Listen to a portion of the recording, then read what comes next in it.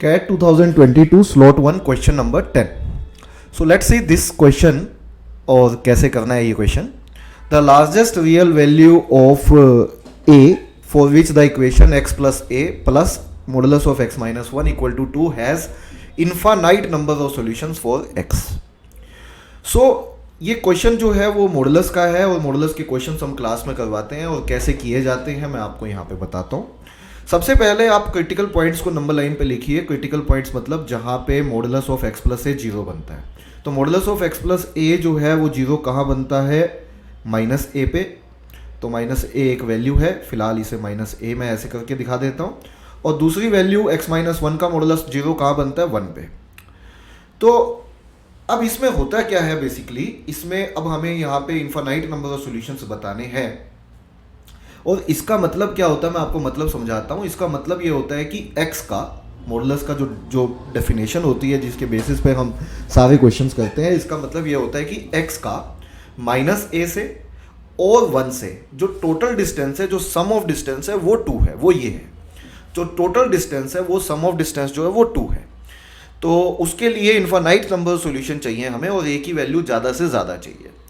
तो अगर ये सम ऑफ डिस्टेंस 2 है तो सबसे पहले ये सम ऑफ डिस्टेंस मैं बता दूं आपको 2 कहाँ पे बनता है. ये सम ऑफ डिस्टेंस 2 जो है, अगर सम ऑफ डिस्टेंस टोटल 2 है तो इन केसेस में जो डिस्टेंस 2 बनेगा वो कहीं ना कहीं हमारा या तो वैल्यू बीच में लेने पे बनेगा या साइड में, लेफ्ट हैंड साइड में या राइट हैंड साइड में. वो पता कैसे चलेगा वो देखते हैं यहाँ पे क्वेश्चन में.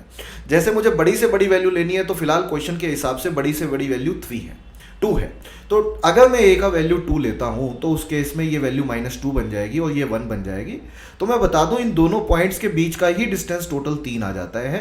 और अगर इनके बीच का डिस्टेंस 3 है तो आप एक्स को जहां मर्जी लेके देख लें, आप एक्स को कोई भी वैल्यू, हाँ जी एक्स अगर ये 3 हो गया है तो इसका मिनिमम वैल्यू ही अगर 3 बनेगा तो इसका मतलब है 2 के लिए कोई सोल्यूशन पॉसिबल नहीं होगा.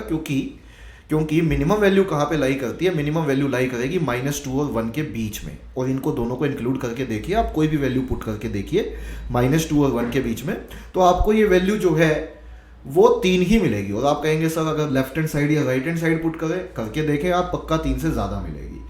बेसिकली कॉन्सेप्ट ये होता है कि अगर ये -2 है, ये 1 है और दो ही वैल्यू अगर नंबर लाइन पे हैं तो इनका मैक्सिमम वैल्यू तो इनफाइनाइट होगा, बट मिनिमम वैल्यू ही 3 बनेगा. That is the distance between these 2 values. और अगर मुझे 2 डिस्टेंस चाहिए तो वो पॉसिबल ही नहीं है अगर मैं ये वाला ऑप्शन लेता हूँ. तो मुझे तो इनफाइनाइट सोल्यूशन चाहिए था, इसमें तो 0 सोल्यूशन आ गया. अच्छा, इससे बड़ी वैल्यू इसको छोड़ दो, 1 है तो 1 को लेके देखते हैं. अब अगर मैं a को 1 लेता हूँ तो ये वैल्यू -1 बन जाएगी और ये 1 बन जाएगी. कैन वी से now this distance is 2, this distance is 2. और ये डिस्टेंस 2 कब होगा, -1 और 1 के बीच में. और -1 और 1 के बीच में कितनी वैल्यूज हैं, -1 और 1 के बीच में इनफाइनाइट वैल्यूज हैं. इनफाइनाइट कहाँ है सर, -1 0 1 ही है ना. डेसिमल में भी तो हो सकती है ना. उसने कब कहा कि इनफाइनाइट इंटीग्रल सॉल्यूशंस, उसने कहा इनफाइनाइट सॉल्यूशंस. तो -1 के बाद कुछ भी वैल्यू ले सकते हो आप, 0 0.1 0.2 0.001 कुछ भी वैल्यू ले लो. तो देयर आर इनफाइनाइट वैल्यूज. और क्या ये लार्जेस्ट वैल्यू है, ऑप्शंस के हिसाब से बिल्कुल लार्जेस्ट वैल्यू है. इसके अलावा बाकी वैल्यूज क्यों नहीं चेक करेंगे सर, बाकी इसलिए चेक नहीं करेंगे बेटा, हमें लार्जेस्ट वैल्यू चाहिए थी, 2 पॉसिबल थी नहीं, ठीक है. और सी सेटिस्फाई करता है तो कैन वी से बी और ए की तरफ क्यों जाए. हमें बड़ी से बड़ी चाहिए, जब सी आ गया है, सी ने सेटिस्फाई कर लिया है तो मैं बी और ए को क्यों देखूं. तो इसी वजह से आंसर ऑप्शन सी बनता है इसका आंसर. और आंसर ऑप्शन सी ही सवाल का सही आंसर था.